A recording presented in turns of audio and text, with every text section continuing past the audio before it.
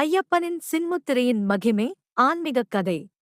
அன்பு தன்மையில் சின்முத்திரை என்பது ஐயப்பன் சுவாமியின் பரிசாகிய தத்துவம், பக்தர்களை அறிவின் முழுமையால் கவிக்கச் செய்யும்.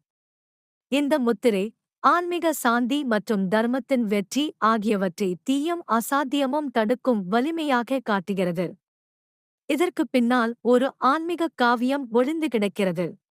தத்துவத்தின் ஜன்னல் திறக்கப்பட்டது. அப்போது மணிகண்டன் சிறுவயதிலேயே தன்மையையே தேர்வு செய்தார். ஆதிக்கமான பாண்டிய மன்னர் அவரை கடவுளாக போற்ற விரும்பியது இன்றும் மறக்க முடியாதது.